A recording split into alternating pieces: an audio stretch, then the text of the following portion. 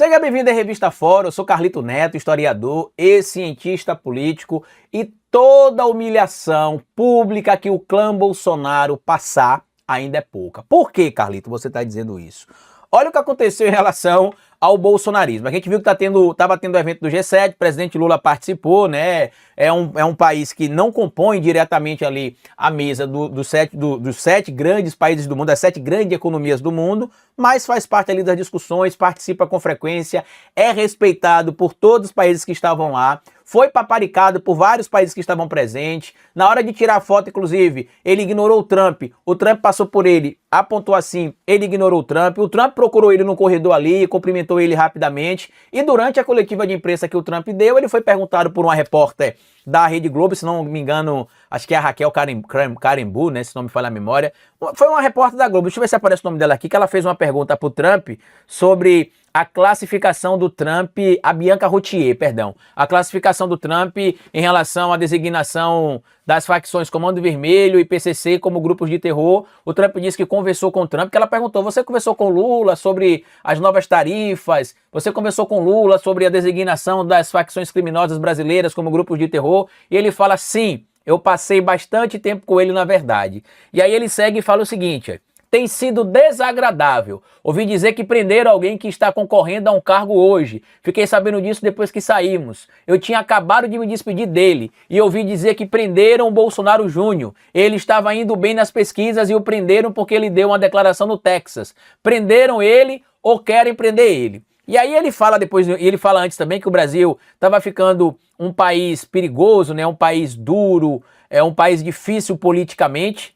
E aí, claramente, o Trump não consegue separar, meu amigo e minha amiga, quem é o Flávio e quem é o Eduardo.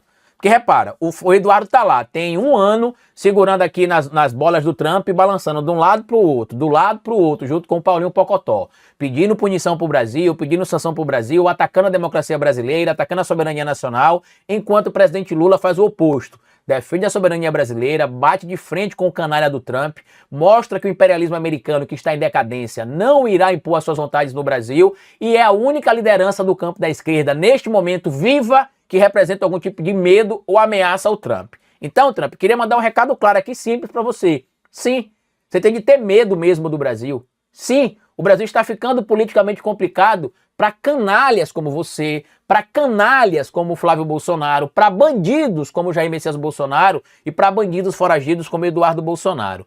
Olha o que aconteceu. O Trump não sabe que o Eduardo não é o Bolsonaro Júnior. Muita gente tentou explicar o seguinte, não, mas é normal se chamar o filho de Júnior nos Estados Unidos da América, porque quando tem o pai é o senior, e quando é o filho é o júnior. O que eles esqueceram de citar é que geralmente quando se chama o filho de júnior ou junior, é porque só tem um filho, e geralmente o nome do filho é igual ao do pai. Então você tem o Bolsonaro Sênior e o Bolsonaro Júnior. No caso do Eduardo e do Flávio, que os nomes são diferentes do Jair Messias Bolsonaro, e eles ainda tem 2 irmãos a mais, né, que é o Flávio, Eduardo, o Carlos e o Jair Renan, ele deveria ter falado Bolsonaro Sons, né, os filhos do Bolsonaro, ou um dos filhos do Bolsonaro que vive aqui no Texas, e aí se ele falasse o nome, lá no Texas, né, e aí se ele falasse o nome do Eduardo Bolsonaro, o Eduardo Bolsonaro, aí você falaria, não, o Trump realmente se importa com o clã, realmente está conectado. O que ele faz é o oposto, ele mete isso aqui, ó.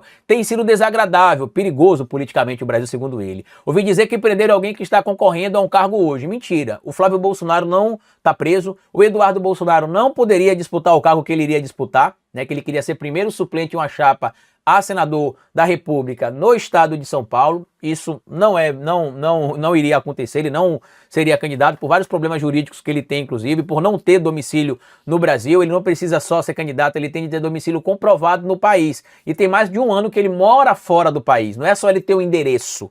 Ele precisa ter vida, conviver, não é meramente, eu tenho um endereço em São Paulo, mas eu moro no Japão, vou ser candidato a deputado federal por São Paulo porque tem 10 anos que eu moro no Japão, mas eu ainda tenho uma casa lá. Não é assim que funciona, tá? Não é assim que funciona. Mas enfim, e aí ele vai e diz ali, né, que ficou sabendo que prenderam o Bolsonaro Júnior, ou que querem prender o Bolsonaro Júnior.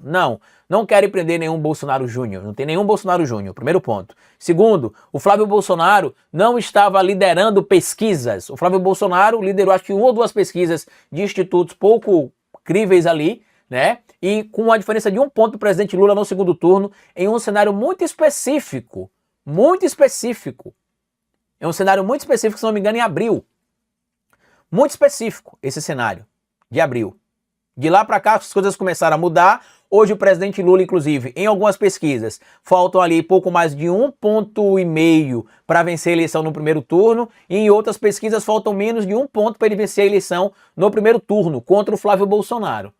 Eu, Carlito Neto, se fosse bolsonarista, e graças a Deus que eu não sou, eu teria vergonha de ter uma liderança, meu amigo, que é humilhada nesse nível. Porque o Eduardo, o Flávio, ou melhor, o Trump, não sabia a diferença do Eduardo e do Flávio, não saber quem é um e quem é outro, porque se ele realmente fosse tão próximo do clã como ele fala, ele falaria o quê? Fiquei sabendo que teve a condenação hoje do Eduardo Bolsonaro, que mora no Texas, e que isso e que aquilo, e lamento porque o irmão dele é candidato. Vou criar a narrativa que ele quisesse.